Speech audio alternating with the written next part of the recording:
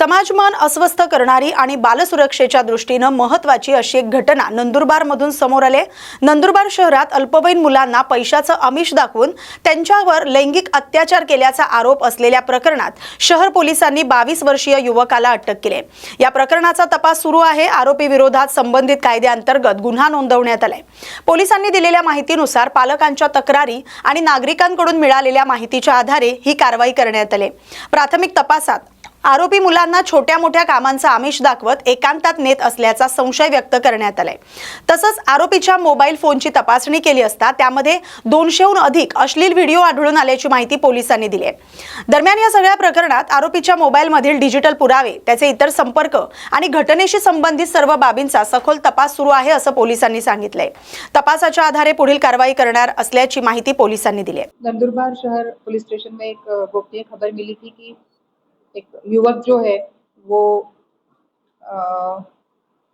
पैसों का लालच देके कुछ अल्पवयीन बालक जो है उनके साथ कुछ दुष्कृत्य कर रहा है। तो पुलिस स्टेशन इंचार्ज जो है पुलिस निरीक्षक संदीप पाटिल, इन्होंने एक कमिटी फॉर्म की थी और पीएसआई अमोल देशमुख ये टीम के लीडर थे। उन्होंने जब जो उनको गोपनीय खबर मिली थी उसके अनुसार वहाँ पे जब गए और चेक किया तो वहाँ पे एक उनको युवक सस्पेक्टेड मिला। जब उसको ताबे में लिया तो उसका नाम उसने चेतन प्रकाश कोहली करके बताया, जिसकी उम्र 22 इयर्स है और वो रायसिंहपुरा नंदुरबार का रहने वाला है। जब उसके मोबाइल में चेक किया तो मोबाइल में बहुत सारे अश्लील वीडियोस और फोटोज थे। फॉरेंसिक टीम ने उसका मोबाइल ताबे में लिया है, जब्त किया है और जो भी उसका चेकिंग करके और कायदेशीर कार्यवाही करके उसको एफएसएल में भेजना है वो कर दिया है। आरोपी को कल पुलिस स्टेशन में लाके उसके खिलाफ नंदुरबार शहर के पुलिस कांस्टेबल रूपेश पसारे इनकी फिरियाद से नंदुरबार शहर पुलिस स्टेशन में 743/2026 भारतीय न्याय संहिता कलम 308, 3, 3512 और लैंगिक अपराध संरक्षण अधिनियम के खिलाफ गुना दाखिल हो गया है। आरोपी को कल कस्टडी में लिया है और अटक किया गया है। फिलहाल ऐसा इन्वेस्टिगेशन में अभी तक रिवील हुआ है कि आरोपी ये 2022 से ये सारी चीजें करता रहा है और उसके मोबाइल में जो भी मतलब अभी तक वीडियो और फोटोग्राफ्स है, वो वीडियो और फोटोग्राफ के आधार पे जो भी मतलब विक्टिम है उनके पास अभी पहुंचकर वो विक्टिम के मतलब स्टेटमेंट जो है वो रिकॉर्ड किए जाएंगे। केंद्रीय निवडणूक आयोगाच्या विशेष सखोल मतदार यादी पुनरीक्षण अर्थात SIR अभियानांतर्गत जळगाव जिल्ह्यातील चोपडा विधानसभा मतदारसंघात आतापर्यंत सुमारे 85% काम पूर्ण झाल्याची माहिती प्रशासनाने दिली। उर्वरित काम निर्धारित मुदतीत पूर्ण करण्याच्या दृष्टीने तहसील कार्यालयात आढावा बैठक आयोजित करण्यात आली। या बैठकीला तहसीलदार भाऊसाहेब थोरात, निवडणूक प्रशासनाचे अधिकारी, BLO, पर्यवेक्षक तसंच विविध राजकीय पक्षांचे प्रतिनिधी उपस्थित होते। भारत निवडणूक आयोगाने विशेष सखोल पुनरीक्षण अभियानाची मुदत 17 ऑगस्ट पर्यंत वाढवल्याच्या पार्श्वभूमीवर उर्वरित काम अधिक वेगाने आणि समन्वयाने पूर्ण करण्याच्या सूचना देण्यात आल्यात। मतदार यादी अधिक अचूक, अद्ययावत आणि सर्वसमावेशक करण्यासाठी संबंधित यंत्रणांनी समन्वयाने काम करावे, तसंच पात्र मतदारांनीही आवश्यक कागदपत्रांसह या प्रक्रियेत सहभागी व्हावे असं आवाहन प्रशासनाने केले आहे। या संदर्भात चोपडा विधानसभा मतदारसंघात SIRचे जे काम सुरू आहे त्या कामासाठी एकूण मतदारसंख्या 3,27,449 इतकी असून त्यापैकी आज अखेर 2,81,144 इतक्या मतदारांचं डिजायशन काम पूर्ण झालेलं आहे।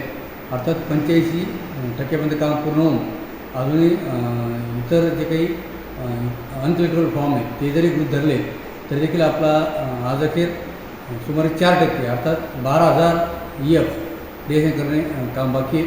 आणि इतर राज्यामधली परिस्थिती बघता आपण या कामात थोडे मागे असल्यामुळे आज तातडीनं पर्यवेक्षक आणि सहाय्यक मतदार नोंदणी यांची बैठक घेण्यात आलेली आणि उद्या आणि परवा 2 दिवस शासकीय आणि सर्व सुट्टी असताना आपण विशेष मोहिमा घेऊन सर्व पर्यवेक्षक BLO हे जे काही प्रलंबित काम आहे ते तातडीने पूर्ण करणार आहे, जेणेकरून पुढील आठवड्यामध्ये आम्हाला PSC DSC तपासणी किंवा आता जे काही डिझाईन फॉर्म आहे हे देखील व्हेरिफिकेशन आपल्याला करणं बाकी आहे, त्यामुळे आम्हाला पुढे सावधी घ्यायला त्या ठिकाणी.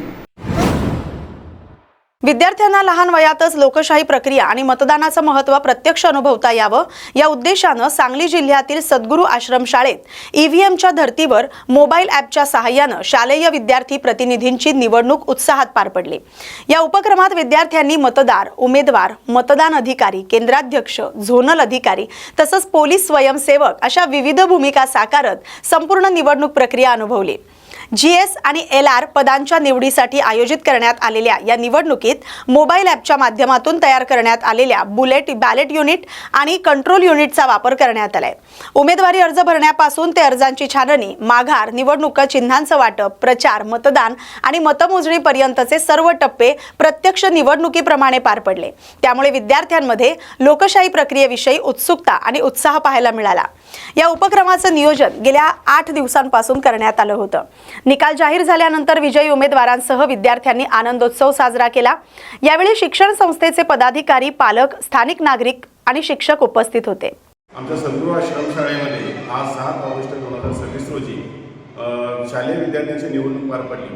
या शालेय विद्यार्थ्यांच्या निवडणुकीमध्ये विद्यार्थ्यांना प्रत्यक्ष मतदानाचा हक्क कशा पद्धतीनं बजावायचा याचं प्रात्यक्षिक त्या ठिकाणी पाहायला मिळालं. कंट्रोल युनिट आणि बॅलेट युनिटच्या माध्यमातून विद्यार्थ्यांनी या शाळेमध्ये मतदान केलं.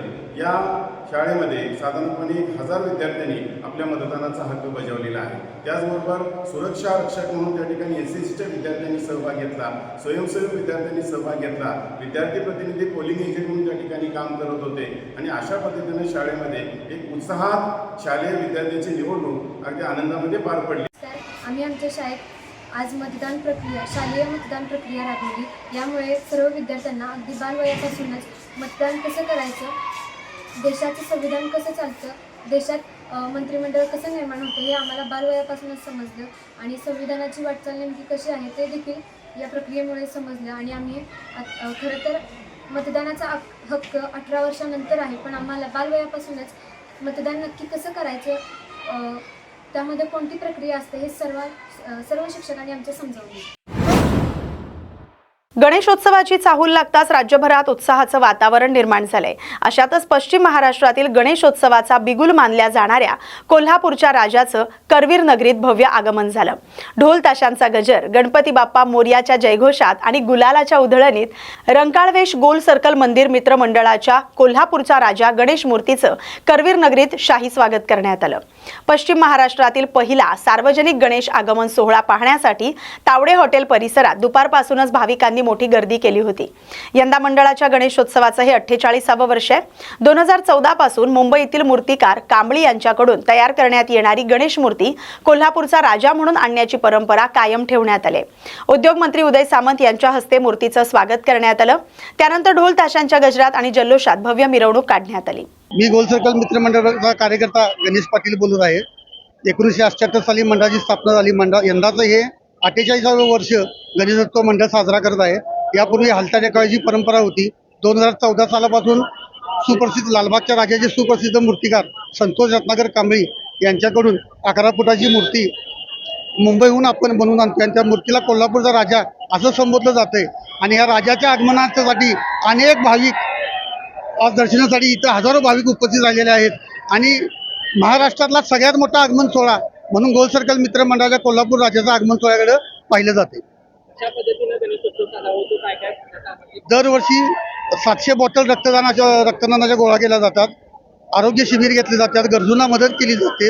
एक प्रत्येक वर्षी सामाजिक उपक्रम, सामाजिक बांधिलकी जपून गणेशोत्सव साजरा केला जातो. आगमन सोहळा हा पारंपरिक पद्धतीनेच केला जातोय. आमच्याकडे ढोल ताशा पथक, हलगी वादन या पद्धतीचे पारंपरिक वाद्य. राष्ट्रवादी काँग्रेस पक्षाचा अंतर्गत मामला आहे. प्रशांत किशोर कोणावर नाराज आहे त्याच्यावर बोलण्याचा मला अधिकार नाही. त्याचा निर्णय राष्ट्रवादी काँग्रेस पार्टीच्या राष्ट्रीय अध्यक्ष सुनेत्राबाईंनी घेतील.